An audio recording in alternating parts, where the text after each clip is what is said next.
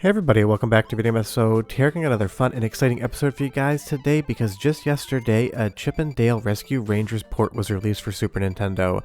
Obviously this was originally an NES game, but we now have it running on SNES with MSU1 enhancements, and that is absolutely awesome. And when I say I absolutely love this game, it was one of my favorite games growing up, and Chip and Dale Rescue Rangers, the TV show, was absolutely my #1 thing to watch on television for a while. Before you get too far involved, do me a huge favor, go down below, hit like and subscribe, and ring that notification bell. Definitely helps us out. And if you feel so inclined to want to support the channel, I got a Patreon link down below as well.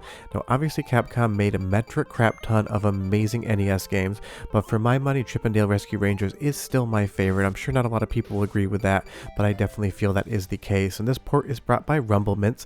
Not sure if he's a fan of the Rumbleminze alcohol, a P not an M, but it is a fun name, so giving him full credit for this.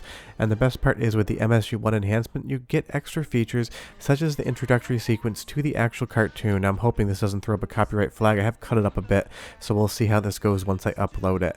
And that's the fun thing about MSU1 support. You can do as much or as little with it as you want. You can have full motion video, you can have PCM soundtracks, and I will give you a sample of both the regular NES soundtrack as well as the PCM one later on in the video. But having MSU1 support in these games just brings you a little more fun, and honestly it kind of feels like the Super Nintendo CD actually released back in the day. And if you've never seen an episode of Chip and Dale Rescue Rangers, look one up and check it out. It does still hold up, but 100% what holds up is this game. But it is classic Capcom NES difficult. It pulls no punches, and death is going to be a huge consequence. This game will send you back to the beginning of the level. There's usually like 1, maybe 2 checkpoints in total, so you need to be really good at it. But the best part is it's all pattern based, so once you learn the game, learn the levels, and start memorizing where things are going to occur, you can get very good at this game very quickly, and I actually love that about it. But Capcom in the NES days did not want you to get through a game in a cheap fashion. They definitely made you learn absolutely everything.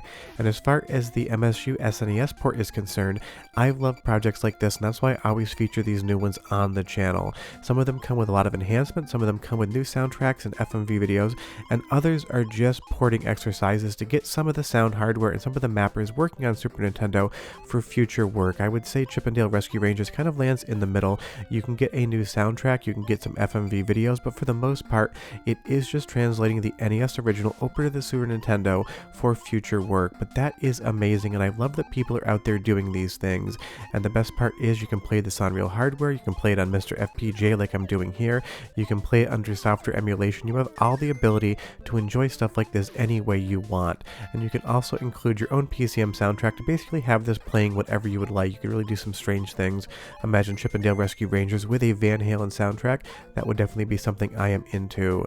And again, this game is just such an absolute classic, and for some reason it definitely doesn't live up to the Mega Man hype. If you think about the games that Capcom put out back in the day on the NES, pretty much 10 out of 10 people are going to say, remember Mega Man? Well, honestly for me it's remember Chip and Dale. But leave me a comment down below and tell me, of Chip and Dale or a Mega Man game, which would you rather play? But the fun part is just how much the MSU1 chip can do. And something like Chip and Dale Rescue Rangers, it gives you FMV video and a new soundtrack if you so want it. But there's so many different diverse things this does. If you want to see another video on the MSU1, leave me a comment down below because I've been thinking about it. But something like Road Avenger, being able to play that on my MiSTer FPGA real hardware with full motion video going through the entire thing, it's just absolutely wild to see. There's so many people out there making MSU1 mods. It is a brand new frontier as far as new games are concerned for the Super Nintendo. And I love this game as well. It gives you just enough story and shows you some of the characters. Fat Cat was an awesome villain for Chip and Dale and everybody else. But as we move on, this is a very faithful port of the NES original to Super Nintendo. And as far as the audio is concerned, you can have the original soundtrack or the PCM soundtrack, and the original is like 99% perfect to NES. So I'm going to give you a sample of the original soundtrack, then the MSU1 version, and you tell me which one you like better.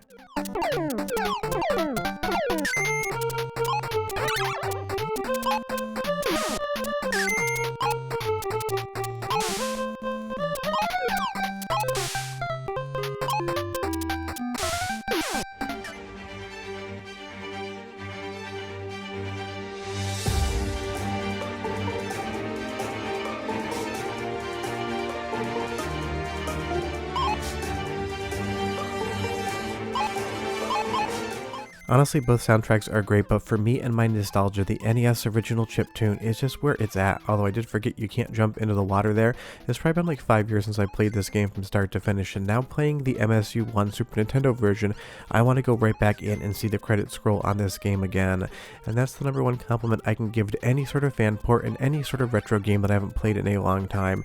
If capturing it for a video makes me just want to sit down and play it after I'm done, that's how I know I still love the game and it's a faithful port. And as far as the actual gameplay is concerned here, you are going to live or die based upon your skill, nothing in the port whatsoever. This is just Chip and Dale the way you remember playing it, and it is as hard as you remember. And that's what I actually really like about this.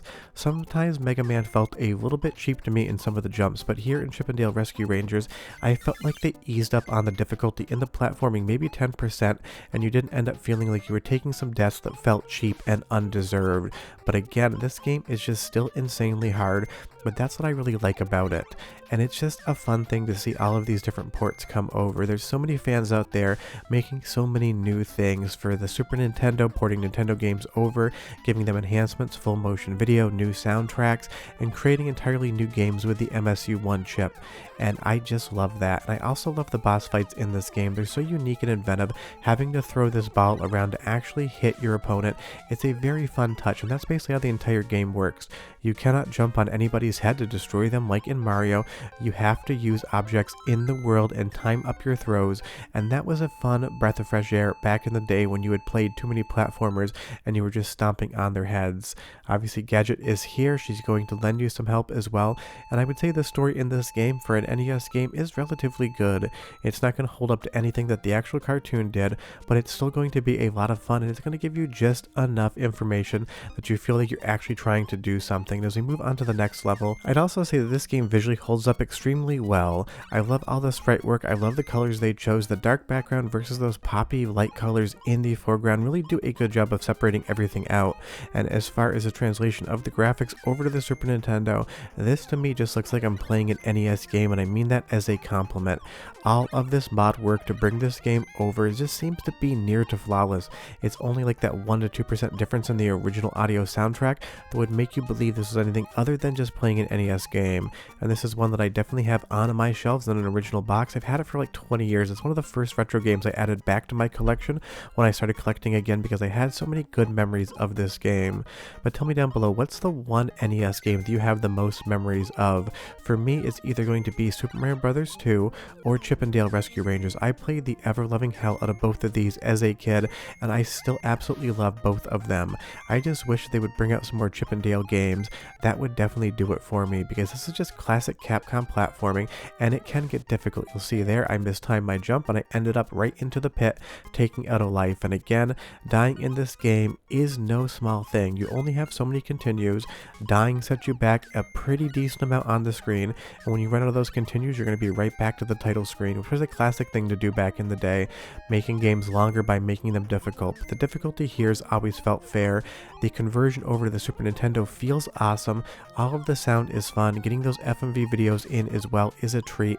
This is just a great version of Chip and Dale Rescue Rangers, giving you more of the same thing you loved, and that's what I always love about these fan projects.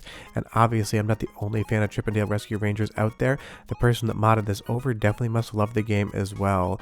But that's the fun part about fans doing these things. They give you a new way to experience a game you love, and they give you a little bit more along the way. And hopefully, like I said, you were able to watch the FMV sequence at the beginning and that didn't throw up a copyright flag, although I'm highly suspicious of that. But Monterey Jack here grabbing some cheese, part of my childhood, this cartoon and this game, part of my childhood, and now it's on Super Nintendo with MSU1 enhancements and works on MiSTer FPGA, so definitely go play it.